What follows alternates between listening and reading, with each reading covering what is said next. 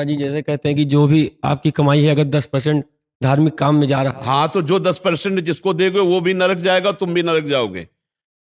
अधर्म के पैसे से कभी भी धर्म नहीं हो सकता। ये 10% देने की बात आई धर्म से कमाने में, कि आपने धर्म से 4 रोटी कमाई, भैया 3 में तुम गुजारा कर लो, 1 किसी को पवा दो। धर्म से, अधर्म से नहीं, अधर्म से नहीं। ऐसा तो नहीं हमने आज तक शास्त्र में पढ़ा है, और कहीं किसी को लिखा मिले तो हमें दिखा देना। बचपन से बहुत से शास्त्रों का स्वाध्याय हुआ, बड़े संत महापुरुषों का संग हुआ, आज तक हमने ऐसा कभी नहीं पढ़ा कि पापाचरण से किए हुए कर्म या धर्म जो धनादि लिया जाए, दूसरे की हिंसा करके, छल कपट करके, बेविचार करके, मांस मदिरा आदि के सब नाना प्रकार के कुकर्माचरण करके तुम कुछ दान पुण्य कर दोगे या धर्म में लगा दोगे तो तुम पवित्र हो जाओगे, ऐसा नहीं। एक उपाय है, अपिचेत सुदुराचारो भजते माम अनन्य भाग साधुरेव समंतव्या सम्यक व्यवसिता। ऐसा आज सत्संग सुना और आज मुझे पश्चाताप हुआ कि मैं बहुत गलत हूं। अब मेरा उपाय क्या हो सकता है मंगल होने का? तो आया भगवान की शरण। तो हे प्रभु अब लो नसानी अब ना नसे हो, आज तक गलत किया अब नहीं करूंगा, राधा राधा राधा, पक्का मंगल हो जाएगा। ऐसा नहीं कि तुम रोज पापाचरण करो और 10% संतों को देते जाओ और धर्म में देते जाओ, तो उन संत भी खोपड़ी फोड़ेंगे आपस में। पक्का पक्का संत भी खोपड़ी फोड़ेंगे आपस में, संत भी कलह अशांति में फंस जाएंगे, और वो तो नरक जाएगा ही और नरकगामी बना देगा दूसरे को भी। जैसा धन होता है वैसे ही मन बनता है। ये क्या हुआ? ये ऐसे नीच पुरुषों के द्वारा दिया हुआ धन और उनके द्वारा किया हुआ भंडारा, तो अन्न खा के देखो आगे नीचता। अधर्म के द्वारा कमाया हुआ धन कभी भी धर्म नहीं हो सकता। धर्म से कमाए हुए धन का 10 दान करे, वो बात हम मानते हैं कि गौशाला में दे दिया, संतों को पवा दिया, अपनी मेहनत की कमाई से। हराम की कमाई, बेईमानी की कमाई जहां दोगे वहां बुद्धि भ्रष्ट कर देगा, वहां बुद्धि भ्रष्ट कर देगा। पक्की बात समझ लेना। कभी भी विष अमृत नहीं हो सकता, विष विषय रहता है। तो ये जो विषवत आचरण करके कमाया गया धन है, ये विष के समान है। हमारे पास जब कोई अधिकारी जन आते तो उनसे यही प्रार्थना करते हैं कि आपसे बस हमारी यही प्रार्थना है कि आप अधर्म का धन मत लेना। महाराज जी श्री जी की कृपा से हम भी सरकारी सेवा में हैं जी हमें भी मान लीजिए ना चाहते हुए भी करना पड़ता है, जी। तो उसके लिए नहीं प्रभु, अगर आप सरकारी आदमी हैं तो सरकार आपको पेमेंट देती होगी जी, तो फिर आप पेमेंट से अधिक लेने, हम अपने लिए ना भी चाहें जी फिर भी मान लीजिए। हाँ, ऐसा हमारे सामने भी पेश हुए हैं, अधिकारी जन भी पेश हुए कि हम ना चाहें तो हमें ऊपर देना पड़ता है, उसके लिए हमें व्यवस्था करनी पड़ती है, उसके लिए ऐसा करना पड़ता है। तो फिर धर्म में चलने के लिए तो कड़वा बनी जाओगे, फिर सबके लिए धर्म से चलने के लिए फिर कड़वा तो बनी जाओगे। अधर्माचरण में 100 बह रहे तो तुमको भी बहना है क्या? अगर नहीं बहना है तो फिर आप सबके लिए कड़वा भले हो जाओ, लेकिन हरि के लिए आप प्यारे हो जाओ। हरि आपको बहुत प्यार करेंगे, हरि आपको बहुत, और जिसको भगवान दुलार करते हैं उसका बाल बांका कौन कर सकता है? ये संसार नहीं, ये अधर्म का पैसा बिल्कुल ठीक नहीं है। पक्का मान लो ये वो विष है, जब तक तुम खर्चा नहीं करोगे तब तक तो चैन, और जिस दिन तुम उसका प्रयोग शुरू कर दिए तो वो तुम्हारे परिवार में अशांति पैदा कर देगा, तुम में और कोई ना कोई घटना पैदा करेगा जिससे आप दुख भोगोगे। पक्का समझ लो, आज हमारी बात लिख लो, कल आप इसका अनुभव कर लेना, क्योंकि हम शास्त्र सम्मत बात कहते, कोई मनमानी नहीं कहते। हाँ, एक बार एक अधिकारी जन आए थे, वो कुछ फल वल लाए थे, तो हाथ जोड़ के उनसे यही कहा था वीडियो पर कि आप मत लाना, आप ये वस्तु मत लाना, क्योंकि आपको जो पेमेंट मिलती है आप उससे परिवार चलाओ। ये वस्तुएं दान पुण्य करने की सोचोगे ना तो तुम्हें ऊपरी पैसे की जरूरत पड़ेगी, और ऊपरी पैसा लोगे तो हमारे पास आना बेकार हो गया। हमारे पास आने का मतलब है कि आपके जीवन का परिवर्तन हो, अधर्माचरण छूटे, नहीं तो फायदा क्या हुआ? यहाँ आकर फिर बातचीत करने का मतलब क्या रहा? यहाँ आने का तो मतलब है कि आप में आस्तिकता है। यहाँ आने का मतलब आस्तिकता है, और आस्तिकता का मतलब है कि आप पूर्ण आस्तिक बने। ये नहीं, घूस नहीं, ये पैसा कभी लाभ नहीं देगा। अच्छा, क्या आप पकड़े जाओगे तो क्या आपके अधिकारी आपको बचा लेंगे? नहीं, हमारे साथी तो जेल जा चुके महाराज जी। हाँ, तो यही हम बता रहे हैं। तो फिर जब हमारा भागवतिक कानून आपके ऊपर दंड देगा तो आपके अधिकारी बचाएंगे क्या? सोचो, जब ये राजकीय कानून आपके ऊपर जब पकड़े जाओगे और दंड देगा तो आपके जो अधिकारी है ना वो साफ ऐसे हो जाएंगे कि हम जानते भी नहीं, अच्छा आप ये करते थे। जिनको आप रिझाने के लिए, जिनकी आज्ञा पालन के लिए आप किए, वही आपसे पूछेंगे अच्छा आप हम तो नहीं समझते थे कि आप ऐसे आदमी होगे। तब आपको लगेगा ये वही आदमी। तो ये बात समझ लो, जब यहां कानून फंसाएगा तो वो नहीं काम आएंगे, तो जब भागवतिक कानून आपके ऊपर दंड देगा तो कोई काम नहीं आएगा। इसलिए थोड़ी देर कड़ुए बन जाना अच्छा है, लेकिन धर्म विरुद्ध आचरण करना। एक अधिकारी आए थे यहाँ, तो सब भगवान की कृपा से आते रहे, तो उन्होंने जब ऐसी बात की कि अब चाहे प्राण निकल जाए पर अब हम ऐसा नहीं करेंगे, तो हमका सस्पेंड हो जाओगे। बोले 3 बार हो चुके हैं, 3 बार हो चुके हैं, और कितनी बार करेंगे?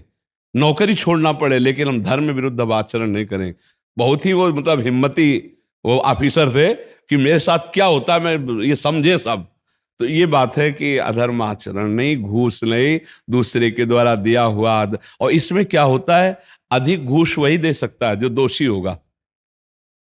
निर्दोष आदमी, गरीब आदमी ये आपको ज्यादा घूस नहीं दे पाएगा। जो ज्यादा अधर्माचरण करता है वही आपको ज्यादा घूस दे सकता है। क्यों नहीं? महाराज जी कुछ कुछ ऑफिस में मतलब काम कराने के लिए एक प्रथा सी बन गई है। कुछ ऐसे काम है कि मतलब सरकारी ऑफिस में बिल्कुल इसके बिना होते ही नहीं है। अभी एक और प्रश्न भी था महाराज जी, किसी का आपका प्रश्न था शायद, मैंने उसको किया नहीं, बट बहुत लंबा चौड़ा उन्होंने किया था कि तो धर्म का पैसा जैसे हमारा, जैसे अपना जमीन का कोई काम हो, अपना दाखिल खारिज का हो, तो जो सरकारी फीस है 100 200 300 400, लेकिन वहाँ 10,000 15,000 डिमांड करते हैं। तो उसमें अगर नहीं करें, कुछ ना कुछ त्रुटि लगा के खारिज कर देते हैं, कुछ ऐसा चीज। और फिर बार बार चक्कर लगाते हैं, अब कि आप 8 10 बार आओ, जब फिर बंदा परेशान हो के क्या करे, क्या मैं पैसे दूं अपने धर्म के पैसे, मैं भी पाप का भागीदार बनूं क्या? पर क्या है कि अपना कार्य कराने के लिए लोग भी पैसे देते हैं और वो ऐसी परिस्थिति रखते हैं कि उनको अधिक धन की प्राप्ति हो, इसीलिए धीरे धीरे भ्रष्टाचार की वृद्धि होती चली जा रही है, इसीलिए अशांति बढ़ती चली जा रही समाज में, इसीलिए भ्रष्ट आचरण बढ़ते चले जा रहे।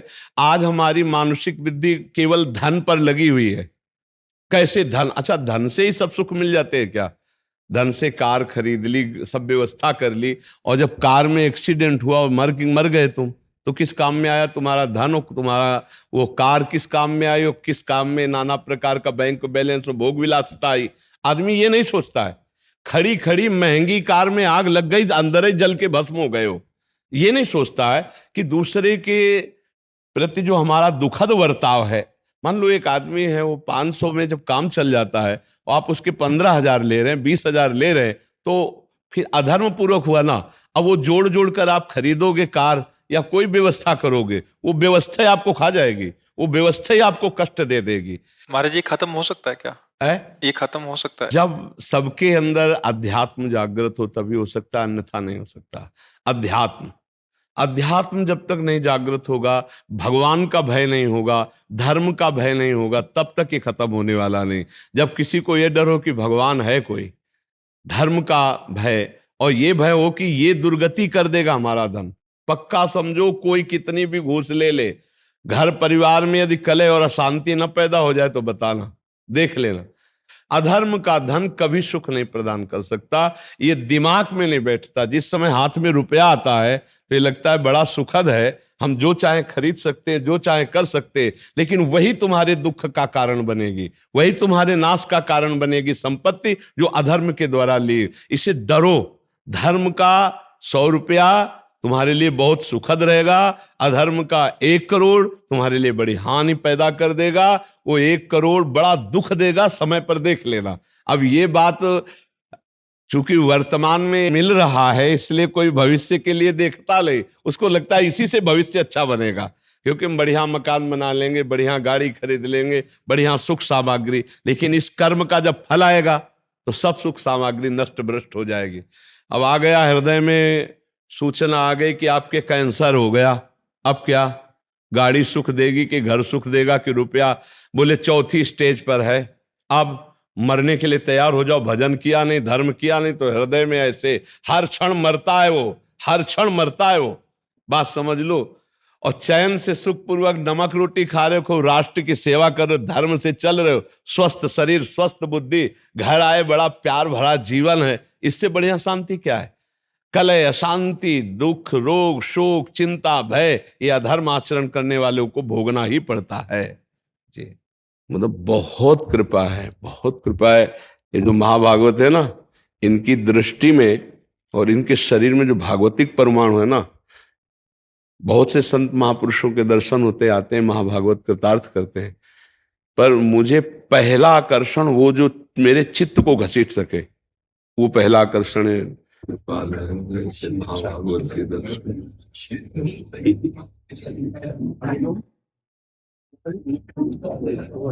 लेकिन ऐसे महाभागवत, मतलब हमारा हृदय उस समय से जैसे ऐसे नहीं कि कितनी कृपा मेरे प्रभु की कि ऐसे महाभागवतों के दर्शन होते हैं। अब भी जैसे मिलत एक दारुण दुख देहि, बिछुरत एक प्राण हर ले, तो ये हमारा मन उनके चरणों में बार बार लौट रहा है। हमें तो बार बार आकर्षण हो रहा है इन महाभागवत के ऊपर की पादुकाएं और श्री विट्ठल भगवान और श्री रुक्मिणी जी को धारण किए। आज हम कृतार्थ हो गए आपके दर्शन से, आपकी इस भक्ति को देख करके। महाराष्ट्र से आए महाराज। हाँ, कृतार्थ हो गए। हमारा बार बार चित्त आकर्षित हो रहा है। पहले एक दुपट्टा श्री जी का ला के आपको हाँ उड़ाइए। स्वागत है ऐसे महाभागवत का जो हर्ष है। मूर्ति लेके वो तुकाराम महाराज से पंढरपुर चलते जाते 300 किलोमीटर। हाँ, और 30-35 साल से ठाकुर जी साथ में से बहुत बहुत मतलब हमारा चित्त बार बार आकर्षित हो रहा है। बहुत कृपा है जो आपने आके दर्शन दिया हमें, बहुत कृपा है, बहुत कृपा है। ये हमारी श्री जी की चुनरी ठाकुर जी सहित आप ओढ़ लो। उनको हिंदी नहीं समझ में आता, आपका प्रवचन में ट्रांसलेशन करके मराठी में बताता हूँ मैं उनको। अच्छा, तो अभी महाराष्ट्र भाषा में बोलो कि हम अपना सौभाग्य मनाते हैं कि आप आकर हमें दर्शन दिए। बोलिए। महाराज म्हणतो तर की आमचं सौभाग्य आहे की तुम्ही इथे येऊन दर्शन दिलं त्यांना। काय बोलायचं? मेरा ही ऐसा भाग्य है कि आपके चरणों में पहुंचना है। कह रहे हमारा ऐसा सौभाग्य कि आपके चरणों के पास। वृंदावनेश्वरी श्री जी की आपके ऊपर बड़ी कृपा है। बोलिए। श्री जी की कृपा खूप आहे ना तुमच्यावर। मैं अब एक रामायण का एक बोलता हूँ। महाराष्ट्र में हमारी एक नाथ ने जो कहा है कि राम जब तीर्थ यात्रा करके आए और विश्वामित्र जी ने उनको मांग यज्ञ के लिए, संरक्षण के लिए मांगनी की। उन्होंने कहे मेरे पर गुरु कृपा करो, मैं आता हूँ तुम्हारे साथ। जब विश्वामित्र जी बोले भाऊ तुम्हारा गुरु वशिष्ठ जी है, उनके से तुम कृपा कर लो, मेरे से नहीं। यही ट्रांसलेशन महाराष्ट्र में ऐसा आता है, जब छत्रपति शिवराय शरण गए तुकोबा को और बोले मेरे पर कृपा करो, उन्होंने बोले नहीं शिवा, तेरा गुरु रामदास जी है, वो हनुमान का अवतार है, उनको शरण लगो। क्या है ये? वो रामायण और महाराष्ट्र में वैसा तुम मेरे पर कृपा करो, यही बोलने का मतलब है। दूसरा कुछ नहीं, आपकी कृपा के लिए मैं आया हूँ। कुछ मांगना नहीं, कुछ नहीं, तुमको ये देना है मेरे से। मैं भूला गया, मेरे घर में छोटा सा हरि पाठ है, बहुत छोटा। मैं बोला भैया महाराज को ये दे देना। अब ये अलौकिक रीति होती है कि हम इधर उत्तर दे रहे हैं और बार बार मेरा चित्त जो है ना खींच रहा था, बार बार चित्त। तभी हम कर रुको, पहले चित्त की बात हो जाने दो, तो ये बताना नहीं पड़ता जो आकर्षण है। हाँ, आप जैसा चाहें अभी बाद में। तो हाँ, ऐसा बहुत मतलब बहुत कृपा है, बहुत कृपा है।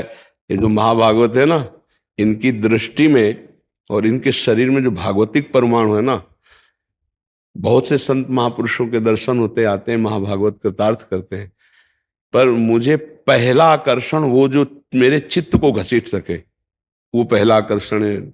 एक होता है कि समान भाव, एक होता है चित्त का आकर्षण होना। मतलब हम अपना सौभाग्य मानते हैं कि महाराष्ट्र से आकर के इन्होंने हमें दर्शन दिए, ये हमारा सौभाग्य। हम पर प्रभु की अनुग्रह है कि ऐसे महाभागवत दैन्य हमें आकर दर्शन देते हैं। कल ध्वजा लेके आए थे महाराज जी। कभी कभी ऐसा होता है कि आप आए हो, आपकी बैटरी चार्ज हुई, तो कभी कभी हमारी बैटरी चार्ज होती है ऐसे महापुरुषों से, ऐसे महाभागवतों के दर्शन से, संभाषण से हम अपने जीवन को धन्य मानते हैं कि प्रभु हम पर अनुग्रह किया तो ये सब महाभागवत आके दर्शन देते हैं। हमें खड़ा कर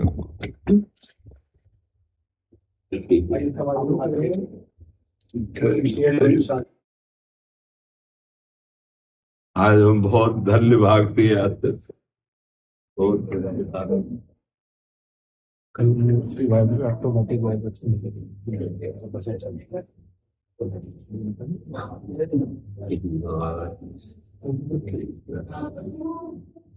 भगवान बड़ी कृपा से महाभागवत के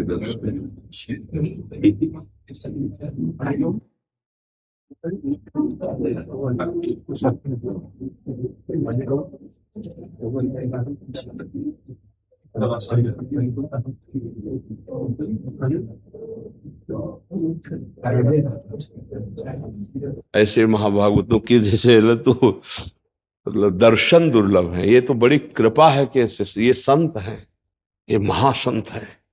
मतलब वो पदवियां लगना अलग बात है, ऐसे महासंत मतलब प्रभु जब अपना मानते हैं तो ऐसे महाभागवतों के दर्शन होते हैं। ऐसे जैसे राजस्वी यज्ञ की पूर्णता, ऐसे वो ऐसे महाभागवत है एकदम धैन।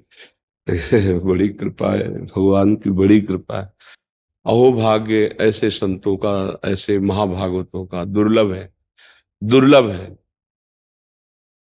पद मिलना, बड़ी बड़ी ख्यातियां होना, बड़ा वो सब एक, लेकिन ऐसे महाभागवत मतलब हमारा हृदय उस समय से जैसे ऐसे नहीं कि कितनी कृपा मेरे प्रभु की कि ऐसे महाभागवतों के दर्शन होते हैं। ये मतलब दुर्लभ है, जो केवल हरि में अपने आप को समर्पित कर चुका है, किंचन मात्र कोई बनावट, कोई नौटंकी, कोई नाटक नहीं, तो नेत्र तरसते हैं। बनावट तो बहुत भगवान की है, संसार में बनावट में ही तो है, लेकिन शुद्ध भगवान के मार्ग का पथिक मिलना, ये आज हमारा हृदय कृतकृत हो गया कि भगवान के ऐसे महाभागवत हमारे को दर्शन देने आए। और जी आप प्रमाणित कर रहे हैं तो इससे बड़ी बात नहीं, अब भी हम उसी में हैं। मतलब अब भी जैसे मिलत एक दारुण दुख देहि, बिछुरत एक प्राण हर ले, तो ये हमारा मन उनके चरणों में बार बार लौट रहा है कि हमारे प्रभु के प्रति इतना प्यार, इतना मतलब भगवान की असीम कृपा होती जब विशुद्ध भक्त का दर्शन होता है।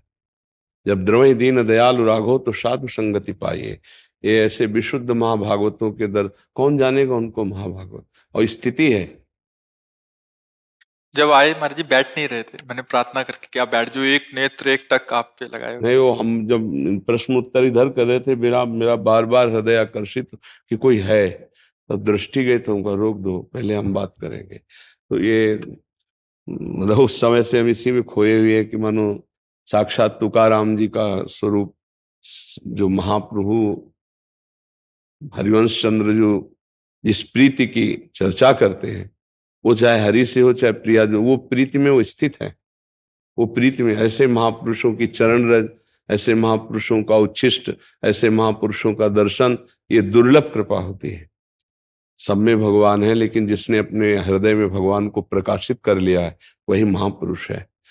ऐसे तो पदों की डिग्रियां बहुत लगती हैं, सब जगह लगती हैं, वो बात अलग है, लेकिन जो मदन मद मत्सर से विजयी वही महापुरुष। कैसे निर्मल, मतलब तो यही होता है भगवान की कृपा। यही होती कि कभी कभी हंसों को चुगाते हुए कोई परम हंस आ जाते हैं और निहाल कर जाते हैं, देख करके दृष्टि से निहाल कर देते हैं। इनकी दृष्टि में विट्ठल बसे हुए हैं, इनके रोम रोम में विट्ठल बसे हुए हैं। ऐसे महाभागवतों के दर्शन भगवान की कृपा से होते हैं। विजेंद्र कुमार जी बिहार से। राधा वल्लभ शेयरवंश, महाराज जी आपके चरणों में कोटि कोटि दंडवत प्रणाम। गुरुदेव, मैंने पूर्व में बहुत पाप कर्म किए हैं। जीव के स्वाद के लिए छोटे छोटे जीवों को मारकर खाया है। काम के वशीभूत होकर ना जाने कितने ही पाप आचरण बन गए। अब उनकी याद से हमारा रूह काम जाता है। गुरुदेव, आपकी कृपा से ही हम ये जान पाए कि हमने इतने बड़े पाप कर डाले। अब आपकी कृपा से सारे गलत आचरण छूट गए हैं। हमें आपकी कृपा से वृंदावन आने को भी मिला है, श्री जी का नाम मिला है। अब हम से कोई गलत आचरण ना हो, हम श्री जी से अनन्य हो, प्रेम उपासना में आगे कैसे बढ़े, इसकी इच्छा है महाराज जी कि श्री जी की प्राप्ति करनी है। नाम जब अधिक से अधिक करो। पढ़े हो कुछ तो श्रीमद् भागवत पुराण गीता, श्रीमद् भागवत पुराण, ये 2 ग्रंथ घर में अभी रखो। रोज प्रणाम करके 5 श्लोकों का अर्थ गीता जी का और 1 अध्याय 2 अध्याय भागवत जी का हिंदी से, वो भाव से पढ़ के समझो कि कह क्या रहे हैं। पाठ नहीं सुनाना है हमें, कोई फल फूल की बात नहीं, हमें समझना है कि शास्त्र कह क्या रहे हैं। और चतुरासी जी के 12 पद रोज पढ़ लो, और बिना भोग लगाए ठाकुर जी का भोजन न पाओ। और जो गंदे काम जानते हो अब पुनः गलती ना होने पावे, सावधान रहो। और आधा घंटे नाम कीर्तन करो घर में, जो नाम श्री जी ने दिया है, राधा राधा राधा, जय जय राधा वल्लभ श्री हरिवन श्री वृंदावन श्री वंचन। आधा घंटा नाम कीर्तन करो, इसी से जीवन मंगलमय हो जाएगा। महाभागवत भगवान के जो जन हैं वो यही आचरण करते हैं। और पूर्व में जो हमसे गलतियां हुई, तो आज सत्संग सुन रहे थे, जैसे पहाड़ को चूर करने के लिए वज्र प्रहार हो जाए तो सब चकनाचूर हो जाता है, ऐसे नाम वज्र है और पाप के पहाड़ जमाओ तो सब भस्म हो जाएंगे। नाम संकीर्तनम यस्य सर्व पाप प्रणाशनम, सर्व पापों का नाश करने के लिए। पर अगर कोई ये बल रखे कि हम दिन भर पाप करें और शाम के राम राम कृष्ण कृष्ण राधा राधा कह देंगे, तो उसे नामापराध लगता है, उसे डबल दंड मिलता है। क्योंकि ये चीज बचाव पक्ष के लिए है। हमसे पाप हो गए, अब हम सुधरना चाहते हैं, इसके लिए है। अब इसके बल से कोई पाप करे तो फिर विशेष दंड का अधिकारी हो जाएगा।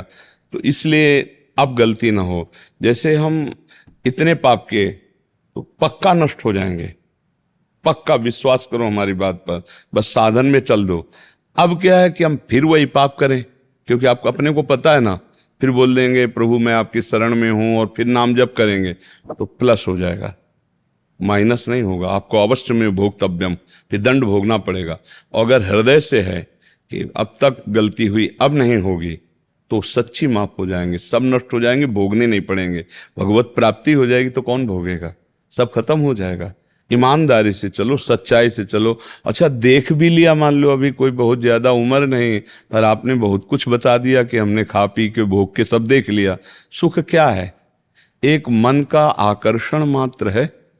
नहीं तो रोटी दाल पा के देख लो, चाहे गंदे गंदे पदार्थ जो पेट ही भरता है।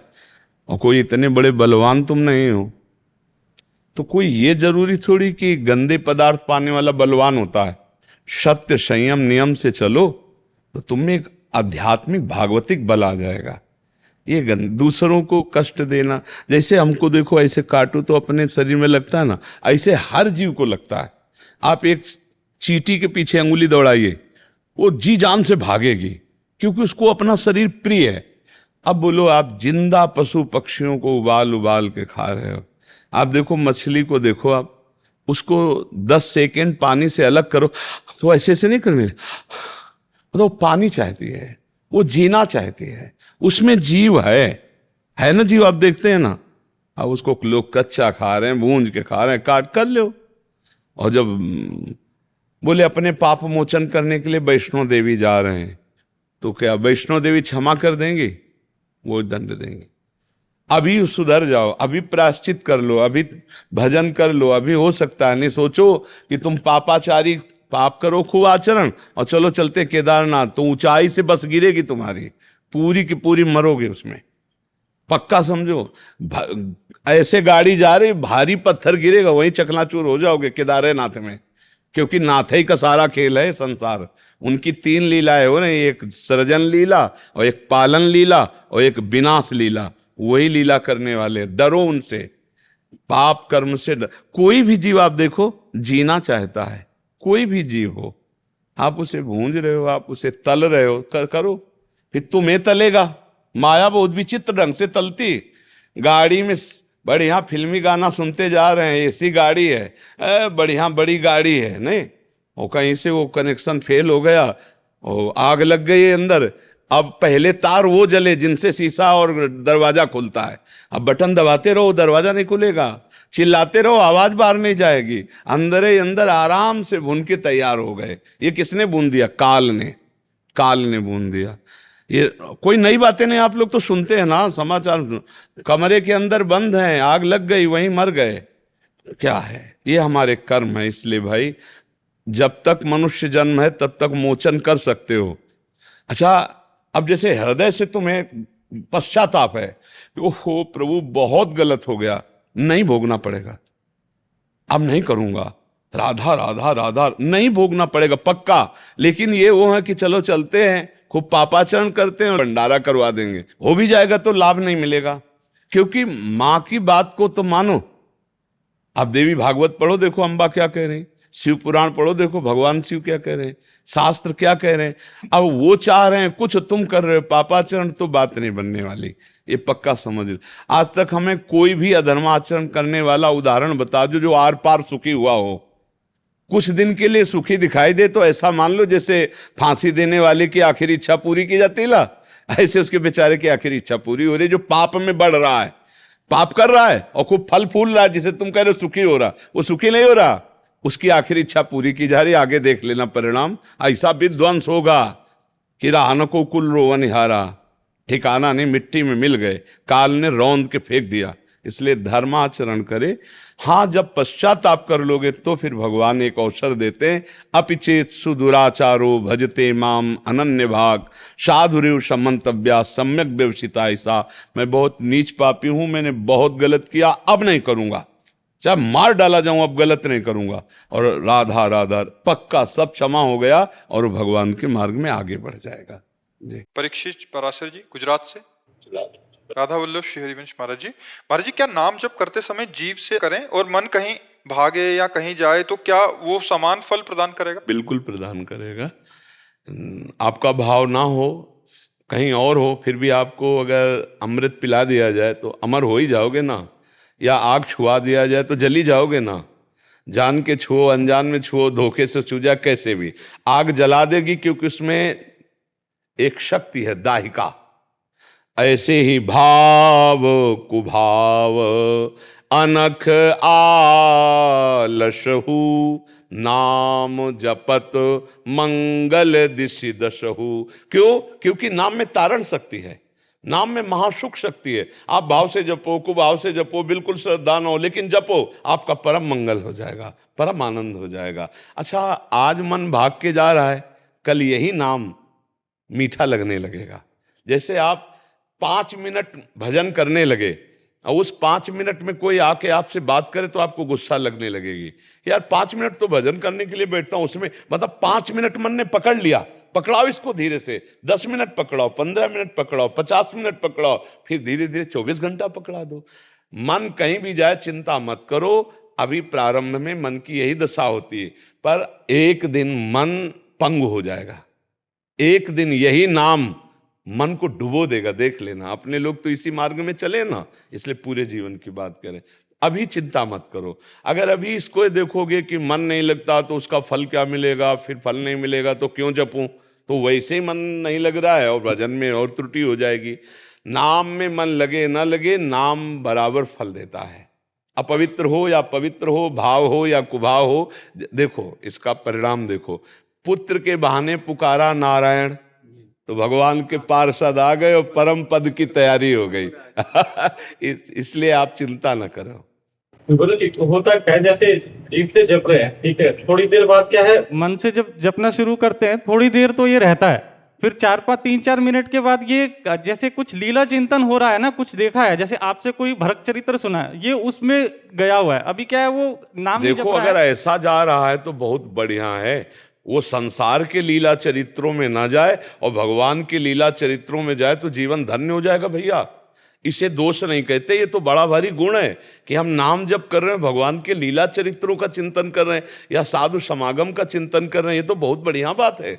हम तो विरोध उसका भी नहीं करते कि जो नाम जप करके संसारिक चिंतन कर रहे हैं तो भैया तू कर नाम जप, इनके प्रकार कर, वो मंगल ही करेगा तुम्हारा। मंगल भवन का नाम है। फिर आप तो लीला चिंतन की बात करते हैं। थोड़ी देर बाद क्या फिर ये लगता है क्यों ना जीभ से दोबारा जपना शुरू करूं इसको। जी हाँ, हाँ बिल्कुल कीजिए। भाग गया, इसको पकड़ के लाना। हाँ, लेकिन मुझे लगता है अगर भगवान का चिंतन कर रहा है, कोई भक्त का चिंतन कर रहा है, तो उसे घसीटने की जरूरत नहीं है। नाम जप करते हुए और डूबने दो तो पवित्र हो जाएगा, बहुत जल्दी पवित्र हो जाएगा।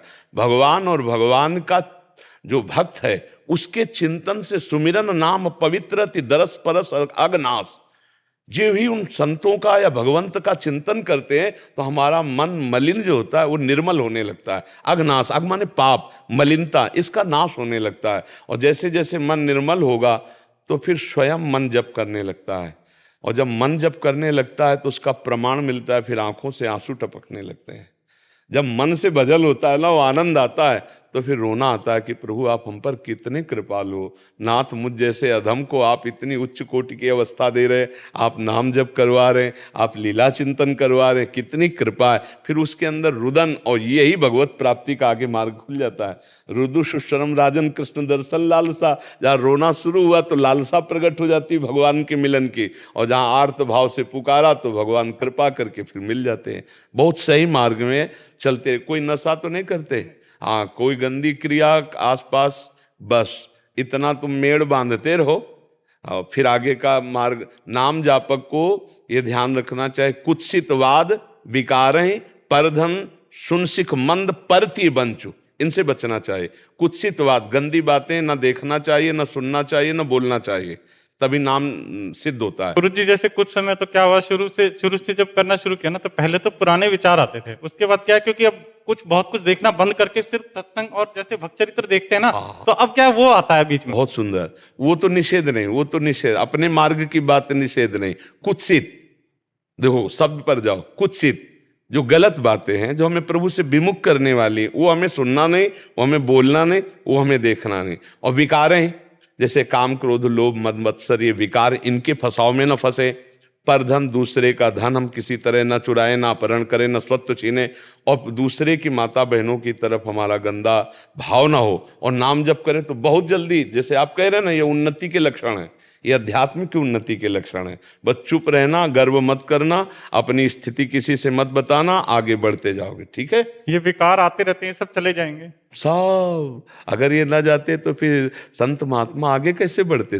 हम लोग पैदा हुए संसार में, पले संसार में, तो हमारे अंदर भी तो संसारिकता, काम क्रोध लोभ मोह मद मत्सर, हमारे अंदर भी तो नामय से तो दूरी होती है, नामय से तो उच्च कोटि की अवस्था प्राप्त होती। नहीं तो ऐसा थोड़ी कोई जन्म से कोई सिद्ध बिरले ही पैदा होते हैं भगवान के कारक पुरुष। अपने लोग तो माँ से पैदा हुए, काम क्रोध लोभ मोह मद मत्सर सब हृदय में, धीरे धीरे नाम जप भगवान का भरोसा, संतों का सत्संग, धीरे धीरे निर्विकार हो जाता है। हाँ, इसलिए डरना नहीं। अनिल चौधरी जी आगरा से। राधे राधे। राधे राधे महाराज जी। महाराज जी, जब मेहनत के बावजूद अच्छा परिणाम नहीं मिलता तो पहले यहीं रुक जाते हैं, फिर आगे चलते हैं। जब हम मेहनत करते हैं, बहुत अच्छी पढ़ाई या अच्छा जो भी कार्य करते हैं, परिणाम अच्छा नहीं आता, तो उसमें प्रारब्ध बहुत जोर का होता है, बुरा, पूर्व का जो बुरा प्रारब्ध होता है वो बहुत जोर का होता है। पर इस समय का वर्तमान यदि हमारा जोरदार हो जाए उससे, तो उसको रौंद देगा, उसको रौंद देगा, पर आएगा वो जरूर बुरा प्रारब्ध। जैसे बचपन से भजन मार्ग में चले, क्रिया बहुत मंगलमयी, लेकिन प्रारब्ध बहुत बुरा, दोनों किडनी फेल कर दिया। अब ये क्रिया बहुत मंगलमयी भजन की, तो वो हमें परास्त नहीं कर पा रहा, प्रारब्ध ने तो अपना परिणाम दिखा दिया। तो जब कभी कभी ऐसा होता है कि बहुत अच्छी पढ़ाई की, बहुत अच्छा मेहनत किया, बहुत अच्छी किसानी की, पर हमारा जब परिणाम आया तब वो नहीं आया जो आना चाहिए, या जो परिणाम आया उसमें बड़ा विघ्न पड़ गया, वो नष्ट हो गया। फसल बिल्कुल तैयार है और वर्षा ओले गिर गए, सब नष्ट हो। इसमें प्रारब्ध बहुत जोर का होता है, बुरा जो हमारा पूर्व किया हुआ कर्म है वो हमको आके नष्ट कर देता है। जैसे कुछ पाप होते हैं कि हम लोग जानबूझ करके भी उसे पाप ना समझते हुए कर बैठते हैं। जैसे गृहस्थी में गर्भ हत्या, भ्रूण हत्या, बहुत से ऐसे पाप हैं जो बहुत बड़े पाप हैं, उनका कोई प्रायश्चित नहीं करते, वो हो जाते हैं। अब वो क्या करते हैं, हमारे जीवन की उन्नति में, हमारे मंगल विधान में आकर के टांग लगा देते हैं। ऐसे पूर्व में कितने हमारे पाप हो चुके हैं। तो इस समय वर्तमान में हम जी जान की मेहनत करते हैं, पर सफलता नहीं लगती, क्योंकि पूर्व, और ऐसा देखा गया कि कोई है, कोई बुद्धि नहीं है, कोई वो मतलब मेहनत उस कोट की नहीं हो, बहुत सफलता है, उसका पूर्व का पुण्य काम कर रहा है। तो हमको उसके पूर्व के पुण्य के प्रताप को देख करके अपने को कोसना नहीं है। अब हम नई खेती अच्छी करेंगे, ये हमारा पूर्व का प्रारब्ध है। एक बार गिरे, 2 बार गिरे, लेकिन हर बार प्रारब्ध थोड़ी हमको गिराएगा। हम हर बार नया प्रयत्न करके एक बार सफलता प्राप्त करेंगे आगे। उसके लिए फिर मतलब नाम जप ही। हाँ, नाम जप करते रहो, जो कार्य करो उसे बार बार करने की चेष्टा करो, उसको हारने की चेष्टा नहीं। एक बार असफलता, मान लो किसानी है या कोई व्यापार है या कोई भी कार्य है, हमको इस व्यापार में सफलता नहीं, तुम दूसरा व्यापार करते हैं, तीसरा करते हैं, चौथा करते हैं, एक दिन तो सफल होगा, क्योंकि हर क्रिया का फल है। और वो प्रारब्ध हमको बार बार गिरा रहा है, तो कब तक गिराएगा? वो जमा कितना होगा, कितना गिराए। और नवीन हम नाम जप कर रहे हैं तो हमारी उन्नति निश्चित हो जाए। अगर आज हम नाम जप ना करते होते, भगवान की शरण में ना होते, क्या विचार सड़ रहे होते और क्या जीवन सड़ रहा होता। और आज भगवान की शरण में तो उत्तम विचार और आनंदमय जीवन। सुबह से हम भूले हुए हैं कि हमारी किडनी फेल है, भूले हुए हैं, क्योंकि हम चर्चा में लगे हुए, भगवान की वार्ता में लगे हुए, भगवान में लगे हुए। तो हमें कितनी सुंदर दिनचर्या दी भगवान ने, ऐसा रोग होते हुए सब चल रहा है। अगर ये ना हो तो मतलब क्या तुम्हें, अब जैसे हम बैठे हैं ना, कोई ऐसा अंग नहीं जिसमें दर्द ना हो, लेकिन ये क्यों हमको व्याप नहीं रहा? क्योंकि हम है नहीं वहां, उस चिंतन में नहीं है। हम श्री जी का चिंतन, भगवत चर्चा, अब जैसे शांत एकांत बैठ गए तो फट से अपने में लग गए, वहाँ हम जा ही नहीं, वो हमें घसीटे नहीं पा रहा, इसलिए हम एकदम स्वस्थ से नजर आते हैं। लोग पूछते हैं सही में तुम्हारी किडनी खराब है?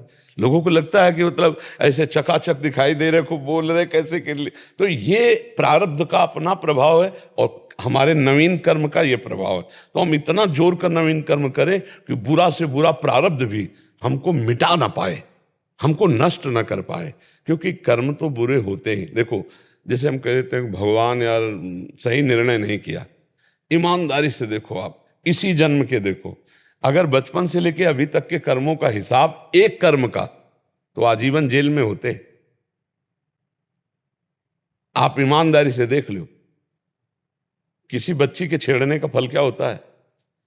और ये गलतियां कोई बिरला ऐसा होता होगा जिससे ना होती हो, नहीं प्रायः सबसे हो जाती है।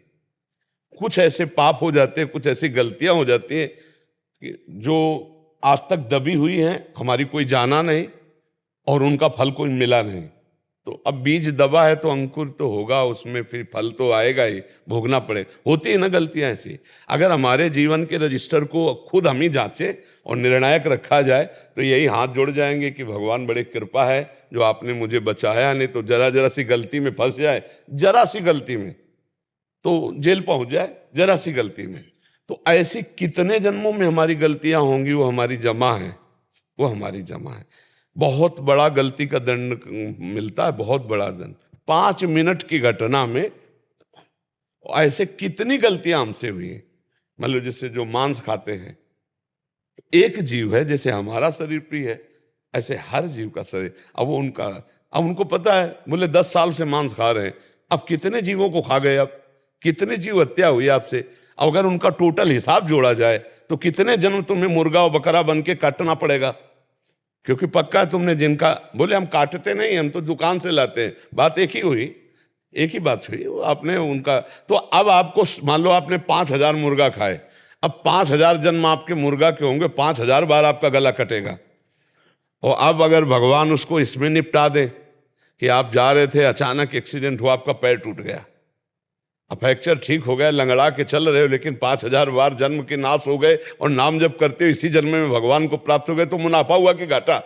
हम लोगों को लगता है भगवान घाटा किए, जब से भक्ति शुरू की तब से यही सब हुआ, तभी से सब शुरू नहीं। बड़ी कृपा हो रही, भगवान के न्याय में बहुत कृपा है। अगर वो सही ईमानदारी से हमें कष्ट दे तो निश्चित, ये हम इसलिए कह रहे, जैसे बच्चे ने कहा मन बहुत गलत सोचता है, ऐसे सबसे जवानी में गलतियां होती हैं। कोई बिरला ऐसा होता होगा जो भजन में लगा है तो वो पाप कम हुए हों, पाप ना हुए हों ऐसा हम फिर भी नहीं कहेंगे, क्योंकि मन है, किसी की जरूरत नहीं, अपने आप से अपने आप में नष्ट कर रहा है। जैसे मानो एक बार के वीर से एक संतान उत्पन्न होती है, उसमें होता है ना, आप उसी को नष्ट किए, क्या वो अपराध नहीं है? व्यर्थ में आपने उसको नष्ट कर दिया। तो आप, ये सूक्ष्म विचार हैं। अगर वही यथास्थान धर्म पूर्वक पहुंच जाता तो उससे संतान होती ना, उसको व्यर्थ किया ना, उसको नष्ट किया ना, तो क्या उसमें पाप नहीं है? शास्त्र में लिखा हुआ है व्यर्थ उसको नष्ट करने का अधिकार नहीं है। जैसे आपको अपना शरीर नष्ट करने का अधिकार नहीं है। अगर अभी आप अपने शरीर को नष्ट करने की चेष्टा करें, पुलिस में रिपोर्ट कर दी जाए, तो आप बंदी बना लिए जाएंगे। ये सरकारी है वस्तु। आपके शरीर पर आपका उतना अधिकार है, केवल खाओ पियो मौज करो सेवा करो, लेकिन आप इसको नष्ट नहीं कर, ऐसे उसको नष्ट नहीं कर सकते। वो एक अमोघ शक्ति है। ऐसे कौन विचार कर रहा है? कितने हजारों बार नष्ट कर रहे, क्या वो पाप नहीं बन रहा? बहुत से ऐसे पाप हैं जिनका अगर निर्णय किया जाए तो हम फंसे फंसाए रखे रहेंगे। तो हमारे अब वो दिमाग में तो है नहीं कि हमने पाप किया। अब वो जब निर्णायक के द्वारा निर्णय करके वो हम जब उन्नति में जाएंगे, पाप का फल होता है दुख, संकट, विपत्ति। तो अगर हमने जो चाहा वो हो गया तो दुख और विपत्ति आएगी कैसे? जो हम चाह रहे हैं उसमें वो टांग मारेगा, और उसके उल्टा जब होगा तब हम बैठ के जलेंगे। तो ये जलन से वो पाप नष्ट हो रहा है। इसलिए हमको चाहिए नाम जप करें, दूसरों को सुख पहुंचाने की चेष्टा करें। तो जो दूसरों को दुख पहुंचाया, हमने पाप किया, वो नष्ट हो जाएगा और आगे हम उन्नति को प्राप्त होंगे। पक्का सिद्धांत है, इसमें कोई छुपाव वाली बातें नहीं और इसमें कोई दम्भ पाखंड की बात है, सच्चा। इसलिए आज सच्चा सिद्धांत सुनना लोग कम चाहते हैं। अब ऐसे हम श्री जी की चुनरी दुपट्टा या जो मेवा मिष्ठान कुछ भी ऐसे देना, उसका ज्यादा खास महत्व नहीं। और जब तुम्हारी जेब से 3-4 लाख रुपया गए तब लगता है। ये जो राख मिली है ना, आप ऐसे मत समझना 3 लाख रुपया दिया है, कुछ नहीं होता है, कुछ नहीं होता है। अगर किसी का काम बन जाता है तो वो उसके पुण्य का संयोग होता है। वो राख होता जंतुर से नहीं होता, उसका पुण्य का संयोग होता है। इसलिए भ्रमित मत हो, अपने द्वारा ही अपना उद्धार करो, खूब नाम जप करो, दूसरों को सुख पहुंचाओ और आए हुए प्रारब्ध से लड़ना सीखो, हारना नहीं, कभी हारना नहीं। मनुष्य जीवन हारने के लिए नहीं मिला है। एक बार तूने परास्त किया, दूसरी बार चढ़ते हैं, तीसरी बार हम चढ़ते, देखते तू कई बार गिराता है हमको, एक बार हम निकली जाएंगे। अवनीश मिश्रा जी, छत्तीसगढ़ से। राधे राधे गुरुदेव। पूज्य महाराज जी, आपके चरणों में कोटि कोटि प्रणाम। महाराज जी, मेरा मन मुझे बहुत परेशान करता है हर समय। सबका मन बच्चा परेशान करता, तुम्हारा ही थोड़ी। पूछो किसी का कि तुम्हारा मन परेशान नहीं करता, सबको परेशान करता है। इसका काम ही है परेशान करना। ये विपरीत दिशाओं में भागता ही रहता है। इसको समेटने के लिए ही तो भजन है। भजन के बिना ये समेट थोड़ी सकता है। शास्त्र स्वाध्याय करे, सत्संग सुने और उसके अनुसार आचरण करने की चेष्टा करे। आचरण करने में जो हमें बल चाहिए वो नाम जप से बल मिलता है। नहीं तो सबको परेशान किए मन। जितनी जेलें भरी है सब मनई के द्वारा तो भरी है, और जितनी बदमाशी होती है, उद्दंडता होती है, सब मनई के द्वारा तो हो रही। जितनी गंदी बातें सब मनई के द्वारा तो हो रही। महाराज जी, घर वालों के प्रति भी अनिष्ट घटना की सोच लाता है, दृश्य लाता है। वैसे ही पूजा के समय भगवत देखो बच्चा, अगर इसको मन को संभाला ना जाए तो घर वालों की बात जाने दो, अपना अनिष्ट कर लेता है। यही तो है। इतना वो प्रतिकूल से उछवाने लगता है कि अपने को सूट करवा दे, अपने को जहर खवा दे। ये मन ही तो है बच्चा, सारा खेल मन ही तो कर रहा है। इसलिए इसको सुधारने के लिए ही तो अध्यात्म है। सत्संग सुनो और नाम जप करो। ये जब गलत चिंतन कर रहा उसी समय राधा राधा राधा राधा राधा, तो ये कहेगा बंद करो राधा राधा, हमारी बात सुनो, उसकी बात ना सुनो। वो धीरे धीरे कब्जे में आता जाएगा। जब आप नाम जप करते हुए मन की बात को काटोगे तो तुम्हारे अधीन होता जाएगा, और जब नाम जप छोड़ दोगे, उसकी बात सुनोगे तो तुम उसके अधीन होते चले जाओगे। वो जैसा कहेगा वैसा प्लान करवा देगा। ये इतना दुष्ट है कि आ जाए तो अपने माता पिता का गला कटवा दे। ये इतना दुष्ट है कि अपने हाथ से अपना गला कटवा दे, ये डिप्रेशन में पहुंचा दे। और ये इतना अच्छा है कि भगवान की प्राप्ति करा दे। ये भी बात है, ये भगवान की भी प्राप्ति करा दे। इसलिए हमें लगता है बच्चा, मन को छूट नहीं देना चाहिए, मन को अधीन करना चाहिए। मन को शास्त्र, संत और सदगुरुदेव की आज्ञा के अनुसार चलाना चाहिए। नहीं, बहुत गंदा है, इतना गंदा है कि आप सोच नहीं सकते। इतना गंदा है, आप देख लो। इतना गंदा है कि आप सोच नहीं सकते कि यार ऐसा कैसे कर सकता है आदमी।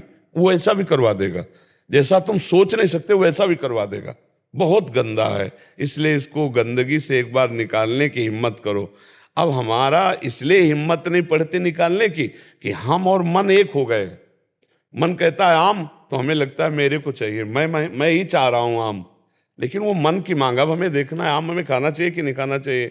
इस समय आम खाने से क्या परिणाम होगा, अगर हम इनका निर्णय करें और ये पता चले कि इस समय गर्मी में ऐसे आम नहीं खाना चाहिए, तो ये नहीं खाऊंगा, अब वो बार बार 100 बार आपके सामने रखेगा, नहीं खाओ। हम एक उदाहरण दे रहे हैं, अरे कर लेते हैं ऐसा, नहीं, गलत है। जब गलत है तो नहीं नहीं नहीं, अब वो आपके सामने दूसरी पेशगी रखेगा। ये दिन भर यही करता रहता है, जाल बुनता रहता है, और भजन करने वाले दिन भर इससे लड़ते रहते हैं, इसकी बात काटते रहते हैं। धीरे धीरे धीरे ये जब अपने अंडर में आ गया, यही फिर महात्मा बना देता है, यही भगवान बना देता है। इंसान भगवान का स्वरूप हो जाता है। लोग कहने लगते हैं यार ये तो साक्षात भगवान है, ऐसे नहीं कहने लगते। और मन नीचे गिरा दे तो बोले तो शैतान है यार, ये तो राक्षस है यार, तो मन ही ने तो करवाया। तो इसलिए मन को तो बच्चा सुधारना ही पड़ेगा। अगर नहीं सुधारोगे तो ये जेल पहुंचा सकता है, ये दुर्दशा कर सकता है। इसलिए मुझे लगता है बच्चा, मन को तो जरूर अंकुश में लिया जाए, नहीं बड़े बड़ों को ये दुर्गति पहुंचा देता है। बहुत अपराधी है ये, अगर इसको छूट दे दो तो अपराध के सिवा अच्छा सोचता ही नहीं है, गलत ही सोचेगा। आप छूट दे के देखो, गलत ही सोचेगा, और इसकी सोच में चल दो तो राक्षस बन जाओ।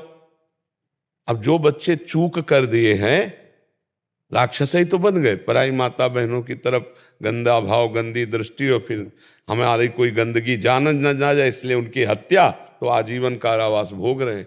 इसलिए या तो सूट कर दिए गए। इसलिए बच्चा, मन की गंदगी को संभालो। ये जो गंदी बातें सोच रहा है, इसके सुधारने का एक उपाय है, नाम जप करो, ये पवित्र होने लगे। जैसे जैसे मन पवित्र होता है तो पहचान क्या होती, अच्छे विचार देने लगता है। जैसे गंदा मन है तो गंदी बातें फेंक रहा है, जब ये अच्छा हो जाएगा ना तो अच्छी बातें हो जाएंगी। जैसे संत जन है, अब मन ही तो सारा खेल है, अब वो प्रभु से प्रार्थना कर रहे हैं, प्रभु के विषय में सोचते सोचते रोने लगे प्रभु के विषय में। देखो, मन है आनंद में डुबो दिया, सोचते सोचते मन इतना क्रोधित हो गया, अब नहीं रहा जा रहा, उसने उसका कत्ल कर दिया या उसका उसने अहित कर दिया। तो इसकी सोच बदले। भजन क्या करता है, सत्संग क्या करता है, अध्यात्म क्या करता है, सोच बदलता है। गंदी सोच गंदा मन, अच्छी सोच अच्छा मन। नाम जप करो, अच्छा मन हो जाएगा। मन को साफ करने के लिए कोई साबुन नहीं बना आज तक सृष्टि में, ये नाम ही है। नाम राम कृष्ण हरि, जो नाम प्रिय लगे, राधा राधा राधा, वो मन को पवित्र। पक्का विश्वास करो, विश्वास करके जपना शुरू करो, देखना आज जो मन है वो कल कैसा लगता है, कल कैसा अनुभव में आएगा। जब आप नाम जप करते करते आगे जाओगे तो कैसा आनंद देगा। इसलिए नाम जप करते हो, चालू करो, नहीं तो बहुत ही गड़बड़ है। यही अवस्था है, गड़बड़ी करके मन यही नाश कर देता है। इसलिए अच्छे बच्चे बनो, अच्छे बच्चे बनो। कोई नशा तो नहीं करते? हाँ, नशा मत करना, मोबाइल से गंदी बातें मत देखना, गंदे बच्चों का संग मत करना, अभी ठीक होने लगेगा। इसको सहयोग ना मिले भर और नाम रूपी दवा मिलती रहे तो नाम ठीक कर देगा मन को। तुषार जी कानपुर से। राधे राधे। राधे राधे महाराज जी। महाराज जी, एकांतिक वार्तालाप के माध्यम से जाना कि प्रभु स्वयं से स्वयं में खेल रहे हैं। प्रभु ने अपना विस्तार सृष्टि रूप में किया है। अगर ऐसा है महाराज जी, तो फिर मनुष्य रूप में भी प्रभु ही हैं, और फिर उनको स्वयं का विस्मरण कैसे हो गया महाराज जी? यही माया है, यही माया है। स्वयं की ही तो जानकारी करनी और किसकी जानकारी करनी। आत्मा क्या है? आप ही तो है ना, आप ही आप हैं और आप ही आप हैं। भगवान श्री कृष्णचंद्र जो गीता में कहते हैं, मत्ता परतरम नान्यत किंचिदस्ति धनंजय, मेरे सिवा कुछ नहीं है, मैं ही मैं बना हुआ हूँ। अपने आप को भूल गए, इन कमरों में आके भूल गए, इस शरीर में आके। अब आपको ऐसा लगता मैं पुरुष हूँ? पक्का 100% नहीं लगता मैं पुरुष हूँ। फिर अंदर देखो तो मन में इतना तदात्म हो गया कि जो मन माना वही हम माना, जो मन नहीं माना वो मैं नहीं माना, जो मन देखना चाहता है वो मैं देखना चाहता हूँ, जो मन सुनना चाहता हूँ मैं। ये इंद्रियों का विलास है, आपका नहीं है। आप अपने को भूल ही तो गए ना, बस ये बात हो गई। तो आप अपने से अपने आप को भूल गए।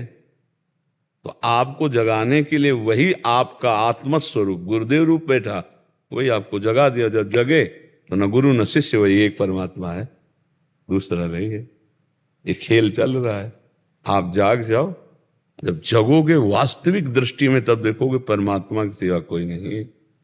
अब उस यही जाने, चौपाई का अर्थ समझना, जेहि जाने जग जाए हेराई, जागे जथा स्वपन भ्रम जाई।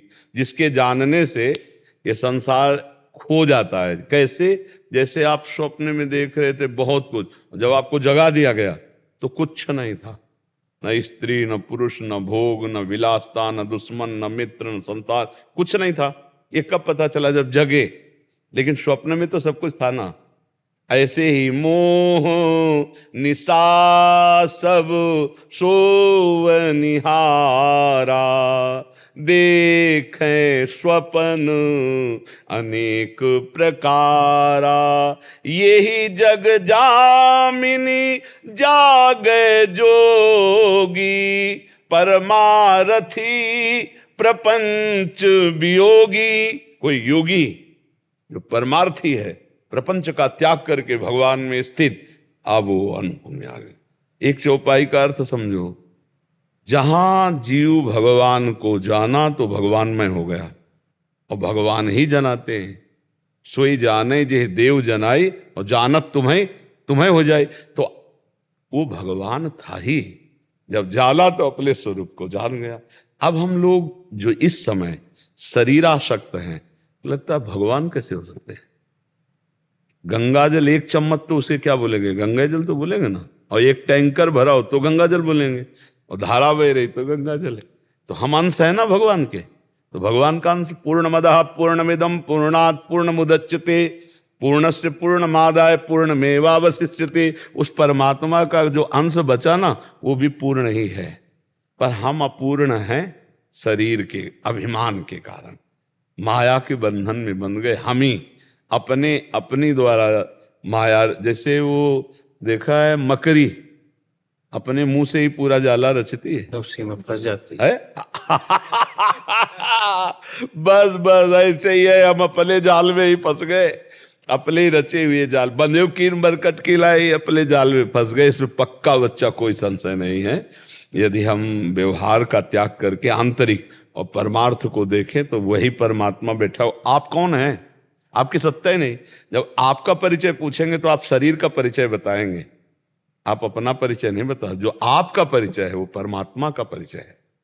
जो परमात्मा का परिचय है वो आपका परिचय है। आप जो परिचय दे रहे हो वो प्रकृति का दे रहे हो। ये प्रकृति के द्वारा रचा शरीर है, और ये जहाँ जन्मा वहाँ की बात कहोगे, आप अपना नाम बताओगे, आप अपनी हाइट, ऊंचाई, फिर सब ये जितना है सब प्रकृति का परिचय दे रहे हो, परमात्मा का परिचय नहीं। आप में जो बिजली है, पावर है, वो परमात्मा है। ये बात समझना होगा। ये पहली बार प्रभु जी जब सृष्टि बनी महाराज जी, तो उसके बाद कैसे ये विस्मरण, कैसे याद तो रहा होगा जब आप स्वप्न में कोई रचना देखते हैं क्या कि कहां से शुरुआत हुई है? बस ऐसे ही इसका ये स्वप्न है, दीर्घ स्वप्न है। आज तक कहीं तारीख लिखी हो किसी भी पुराण में, ग्रंथ में, सन, संवत्सर, कि भगवान ने अमुक तारीख को, अमुक संवत्सर को, अमुक दिन को सृष्टि रची थी।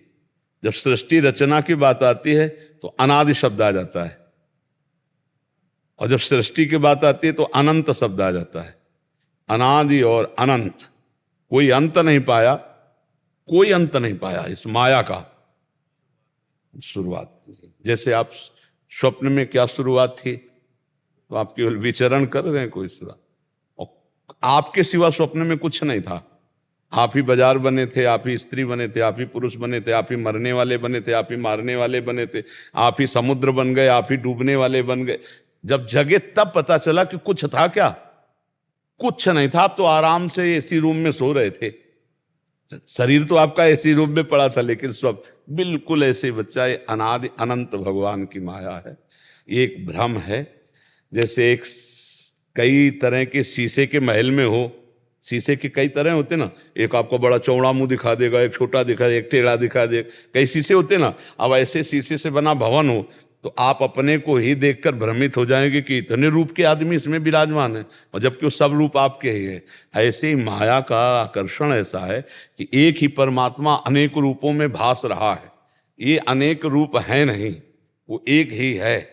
एक ही पंचभूत है सबके, और देखो माया का खेल देखो, अगर किसी की आंख यहां होती तो अलग अलग पहचाना जाता कि उसके माथे पे सबका एक ही ढांचा है और सब अलग अलग पहचाने जाते हैं, सबकी अलग, मतलब उसकी जादूगरी देखो, किसकी? माया की। कितनी बड़ी जादूगरी। उसी माया में हम भूल गए, जब जगे तो माया का अर्थ जानते हो, जो नहीं है। मां माने नहीं, या माने जो नहीं है। या रहस्य रघुनाथ कर बेग न जाने कोई, और जो जाने रघुपति कृपा तो सपने मोह। अपने लोग फंस गए। अब इसे छूटने के लिए संगोष्ठी बुलाई जा रही है, अध्यात्म और नाम जप संत समागम, यही साधन है जिनके द्वारा हम इस माया से, अब कम से कम इतना तो पता चलने लगा। भले हम शरीर राग नहीं छोड़ पाए, लेकिन कहीं ना कहीं दिमाग में तो आ ही रहा है कि यार मैं शरीर तो नहीं हूं, आ रहा है ना, तो जागने की शुरुआत होने लगी। अब जगने लो, जिस दिन जग गए उस दिन आपकी दृष्टि में संसार नहीं होगा, वही परम तत्व परमात्मा केवल दिखाई देगा। जैसे heater, fridge, halogen, zero power का बल्ब, इन सबको देखने के बाद आपकी महानता कारण पर रहेगी कि बिजली तो सब में एक ही है। यंत्र के प्रभाव से कहीं ठंडा, कहीं गर्म, कहीं प्रकाश, कहीं छोटा, कहीं बड़ा, लेकिन बिजली तो एक ही है। क्या जीरो पावर में बिजली नहीं है? क्या जीरो वाट वाले में बिजली नहीं? हाइलोजन में भी वही, बड़ी बड़ी फैक्ट्रियों में बिजली तो वही है, यंत्र के अनुसार उसका प्रयोग अलग अलग है।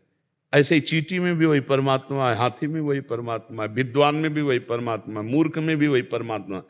तो जो कारण तत्व परमात्मा को देखने लगते हैं, उनके हृदय से सृष्टि का महत्व चला जाता है, और जो सृष्टि को देखता है उसके हृदय से परमात्मा का महत्व नहीं रहता।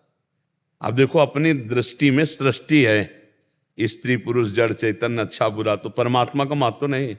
और जिसकी दृष्टि में परमात्मा है तो फिर इसका बात तो ले तो एक म्यान में दो तलवार नहीं रहती कहते हैं। तो बस हमारे दिमाग में अभी सृष्टि है, प्रकृति है, माया है, परमात्मा नहीं बैठा। और जब परमात्मा बैठ जाएगा तो माया प्रकृति संसार नहीं रह जाएगा। देखो गोस्वामी जी ने देखा, जड़ चेतन जग जीव जत सकल राम में जान, सबको भगवान देखा, सब में राम जी बैठे, यही देखा, जड़ में, चैतन्य में, सब में, जहां देखा वहां अपने सिया राम को देखा। सिया राम में सब जग जानी, सबको पूरा। हम कहाँ देख रहे हैं? हम स्त्री देख रहे हैं, पुरुष देख रहे हैं, दुष्ट देख रहे हैं, अच्छा देख रहे हैं, बुरा देख रहे हैं, तो हम परमात्मा नहीं देख पा रहे हैं। और जो परमात्मा देख लिया उसकी दृष्टि में सृष्टि नहीं रह जाती। ये बात है। अभी आगे बढ़ो, भजन करो प्रभु का, और वो शुद्ध ज्ञान दे देंगे तो आप भी प्रभु में हो, ये अनुभव में आ जाएगा। कर्मों को लेके भी ऐसे ही था, जैसे जब इंसान का पहला जन्म हुआ मनुष्य का, तो उसके पहले जब उसके कोई कर्म ही नहीं थे, जो पहला जन्म हुआ वो किस, कोई पहला नहीं है। नहीं, भाई स्वप्न में आपका पहला जन्म हुआ था क्या? झूठे को आप सत्य क्यों मान रहे हो? आप उसे सत्य, हम यही कह रहे हैं, जब सृष्टि आप देखो, ये जो कर्म है, ये जो जन्म है, ये सृष्टि है ना, इसलिए परमात्मा नहीं आपके ज्ञान में। और जो परमात्मा तो ये है ही नहीं ना। स्वप्न में कुछ था क्या? कुछ नहीं था, तो उसकी चर्चा नहीं है, उसकी सत्ता ही नहीं है। नास तो विद्यते भाव, ना भाव विद्यते सता, असत की सत्ता ही नहीं है, भ्रम है वो। हाँ, यही बात समझ में आए। जासु कृपा सब भ्रम मिट जाई, गिर जासु कृपालु। अगर हम उसकी सत्यता मानेंगे तो फिर ये भ्रम जाएगा नहीं। स्वप्न में प्रारंभ, मध्य और अंत तीनों झूठे थे। क्या प्रारंभ था, क्या मध्य था, क्या अंत था, उसकी सत्ता ही नहीं है। नासतो विद्यते भाव, उसकी सत्ता ही नहीं है, असत की सत्ता ही नहीं है। और हम सारा विद्वता, सारा जोर इसी की सत्ता पे लगा देते हैं, जो है नहीं उस पर हम क्यों जाए।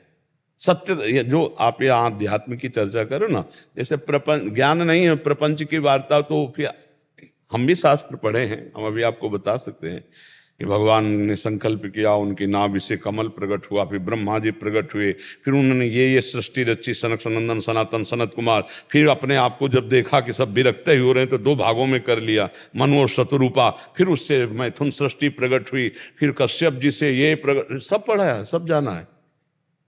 एक शब्द में गोस्वामी जी ने भगवान शंकर का अनुभव कहा, उमा कहूं मैं अनुभव अपना, सत हरि भजन जगत सब। अब काहे को उसकी सिद्धि करे समझ रहे? मतलब अध्यात्म की बात। हाँ, अब उसको प्रपंच को बढ़ावा दे रहा है तो हमको अंधेरे में हमें रस्सी में सांप दिखाई दिया, अब हम उसको सांप सिद्ध क्यों करें? जब वो रस्सी है तो सांप सिद्ध क्यों करें?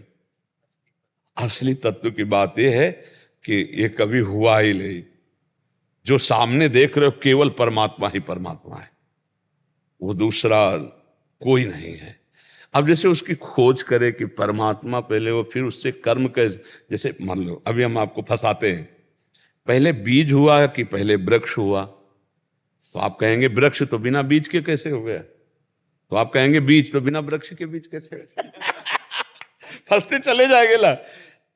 जब झूठा है तो फंसते चले जाएंगे, और सत्य बात यह है कि वो बिना बीज के भी सबका बीज है, बिना वृक्ष के भी वो सबका वृक्ष है। ऊर्ध्वमूल मदा शाखा मत्तम प्रावुर, यही परमात्मा शक्ति है।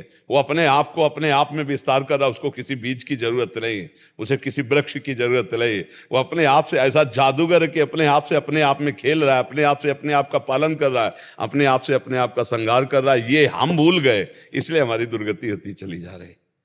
एक प्रसंग कभी समय हो तो पढ़ना श्रीमद् भागवत में मार्कंडेय ऋषि का, तो आपको पता चलेगा।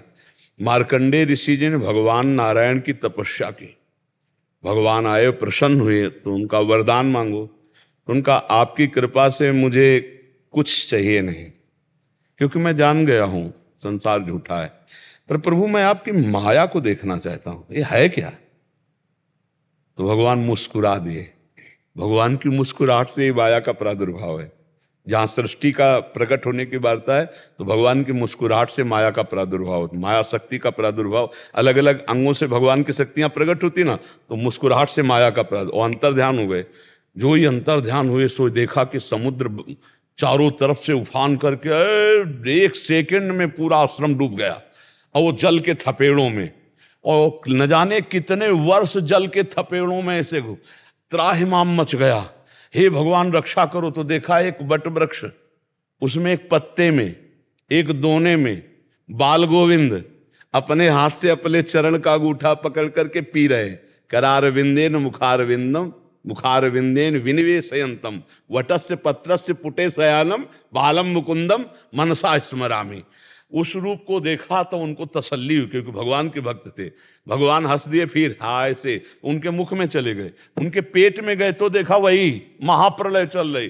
कितने कल्प तक घूमे, इसके बाद एकदम विकल हुए, कहा भगवान रक्षा करो। और जब विकल होकर के कहा रक्षा करो, आंख खोली तो देखे कुछ आसन में बैठे हैं, एक बूंद पानी नहीं। भगवान को पुकारा, भगवान प्रकट हुए, बोले प्रभु ये क्या था? पानी तो एक बूंद नहीं, हम महाप्रलय के जल में। बोले यही मेरी माया है। बोले प्रभु कभी जिंदगी में मत दिखाना हमारी हालत कराओ माया का। और एक बात, एक दिन सुदामा जी दोस्त ही है ना, गले में हाथ डाले समुद्र स्नान के लिए गए। सुदामा जी ने कहा कन्हैया हमारी माया बड़ी विचित्र, क्या है यार माया, हमको माया दिखाओ। बोले चलो पहले समुद्र स्नान कर लेते। फिर जो इस समुद्र में डुबकी मारी, तो सुदामा जी एक राज्य में पहुंच गए। वहां देखा तो स्वयंवर हो रहा था, जबरदस्ती सुदामा जी का ब्याह हो गया, बड़ी सुंदर राजकुमारी। अब इतना वैभव, सब कई लड़का बच्चा हो गए। इसके बाद वो रानी मर गई, और वहां का नियम था कि सती तो वहां था कि पति को पत्नी के साथ जलाया जाता है। अब सुदामा जी को बांध लिया गया कि अब सती जैसे होती है ऐसे पति को जलाया जाएगा। अब वो चिल्लाए, हे द्वारिकाधीश कृष्ण मेरी रक्षा करो। भगवान ने ऐसे उठाया, बोले बड़ी लंबी डुबकी मार गए। बोले प्रभु यह ब्याह हो गया, लड़का बच्चा हो गए सब। बोले ये प्रभु, बोले यही तो बात कुछ नहीं, पूरा नगर हो गया, विवाह हो गया, लड़का बच्चा हो गए, और सब कहानी बन गई। और कुछ नहीं, केवल डुबकी मारे थे, कुछ नहीं, केवल आसन में बैठे थे, महाप्रलय का दर्शन कर लिया। मार्कंडेय ऋषि ने पढ़ के देख ले, कुछ नहीं भाई, यही खेल, यही बात समझ। न हम न तुम, दफ्तर गुम, हम न तुम, कुछ नहीं है, ये स्वप्न चल रहा है। और जब जगोगे तो तुम ही तुम होगे, हम नहीं होंगे। हम भी तुम हैं और तुम भी हम हो। बस ये रात से। अब चूंकि बच्चा बहुत अच्छा प्रश्न किया, इसलिए खोल करके तुम्हें, कुछ नहीं है। अब उसी को 3 प्रकार से हम जानना चाहते हैं, ज्ञान योग के द्वारा, अष्टांग योग के द्वारा, भक्ति योग के द्वारा। तो फिर उसकी अलग अलग पद्धतियां हैं, लेकिन जब जानकारी पक्की होगी तो एक ही होगी। जैसे ज्ञानी जानता है तो सर्वम खलमिदम ब्रह्म, और भक्त जानता है तो वासुदेवा स्वरमिति, मेरा इष्ट ही सब कुछ है। वैसे योगी देखता है तो सर्वत्र परमात्मा ही है। यही अनुभव सबको आखिरी में यही अनुभव होता है कि एक ही है, एको ब्रह्म द्वितीयो नास्ति। ये सबको अनुभव होता है। भक्त को अनुभव होता है ब्रह्म नहीं, माया नहीं, नहीं जीव नहीं काल, अपनी सुदिना रहे एक रहो, एक ही पे आकर के। तो एक ही था, एक ही है, एक ही रहेगा। ये स्वप्न है, दीर्घ स्वप्न है। अगर इसको जान जाए तो फिर सब कुछ बात बन गई। जानने के लिए हमें मानवदेह मिला, संत समागम मिला है। बहुत अच्छा है। हम इसलिए प्रसन्न है कि नवयुवक होकर आप अध्यात्म दर्शन की तरफ बढ़ रहे हो। भगवान बुद्धि शुद्ध करें और आगे बढ़ो, इसका लाभ लो। मनुष्य जीवन का लाभ यही, नहीं तो नवीन अवस्था में विषयों में लोग भ्रमित होकर अपने जीवन को नष्ट कर देते हैं।